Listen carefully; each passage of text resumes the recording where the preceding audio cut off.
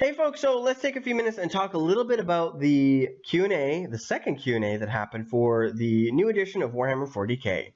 So we're going to talk a little bit about list building, we're going to talk about psychic, movement, shooting, combat, and anything else I really didn't have a place to put, I put it under other. With that said, if I misinterpreted anything or screwed up or anything or left something out, please put that in the comments below, because if we can make this as accurate as possible, that's just going to help everybody out.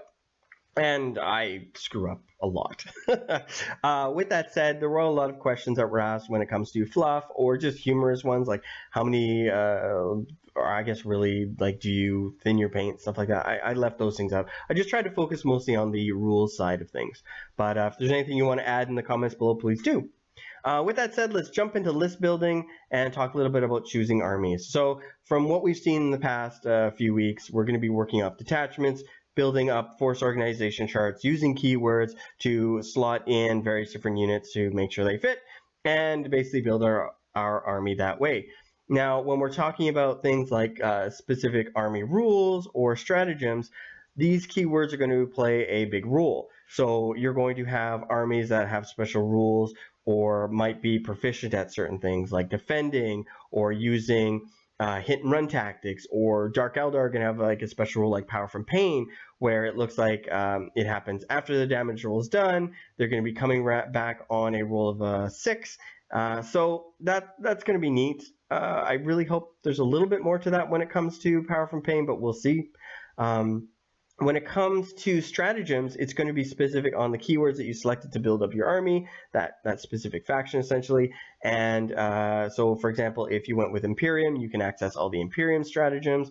If you selected a specific chapter, you go with the chapter stratagems. Or if it was something like Harlequins or Tau, you would go after the stratagems associated with those. So that's pretty straightforward, I think.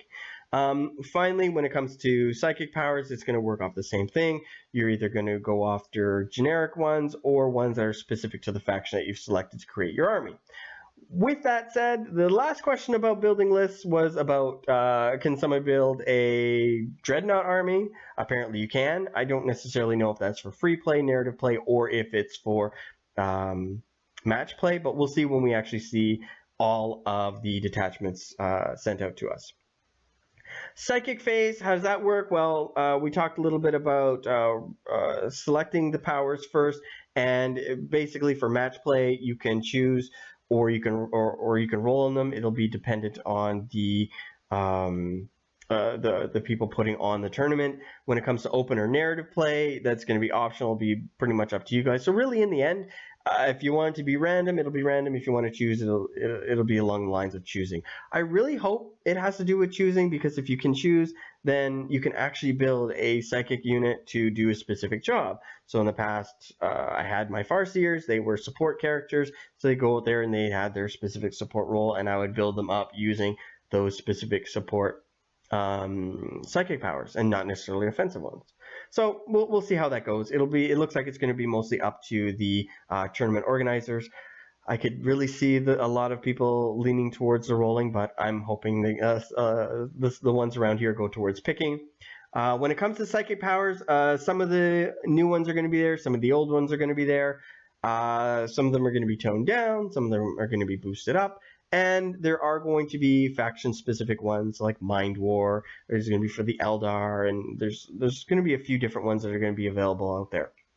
Now, when we're talking about movement, things like getting into transports. Transports, they're going to have a specific capacity to them. And let's say, for example, we're dealing with a vehicle that has a capacity of 10. You could essentially put 2 units in there. And you can put as many units into a vehicle as you want up to the capacity of the vehicle itself. So if you had a vehicle that could hold 12 models, then you can put in 2 groups of 5 and 2 characters if you wanted to. And you don't necessarily have to fill it up, but those are the options that are available to you. Command squads are going to be around, so they're going to be able to stick close to your independent characters and be able to do stuff like Lookout Sir or enhance abilities, things like that. So should be good. Should be good. I'm excited to see how that goes.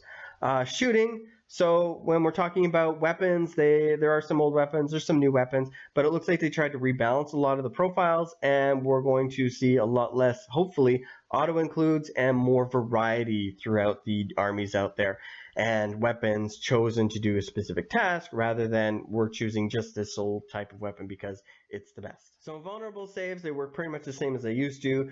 Wound allocation has changed a lot. We're talking about wound allocation. That has to do with the defender's choice now.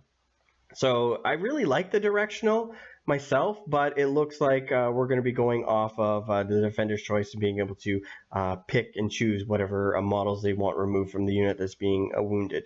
So we'll see how that goes. I liked the previous way, but this way will be fine, I guess. Combat, so when we're talking about getting into close combat, it's going to be a lot more devastating. It's going to be a lot easier to get into combat.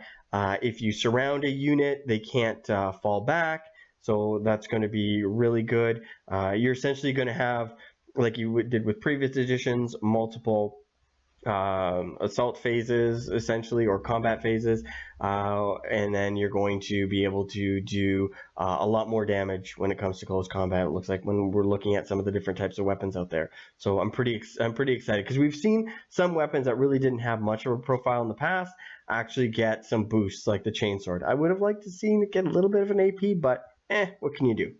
Large creatures are going to get smashed, so that's pretty exciting. And really, overall, we're going to be seeing a lot more devastating units when it comes to close combat. Some of the other stuff that was mentioned out here is when it comes to how much was tested. I think they took 18 months or so to build out this edition, and it looks like they did a lot of playtesting as well, which was good.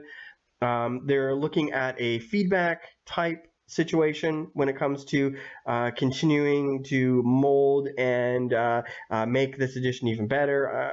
I'm not sure if this is necessarily going to be the last edition, but they're definitely going to make it a lot easier to update some of the information when it comes to points associated with various different units and models and stuff. So there's going to be specific pages that you can go onto to send feedback to, email addresses that are going to be available. You can go on Twitch, you can go on Facebook, various different events.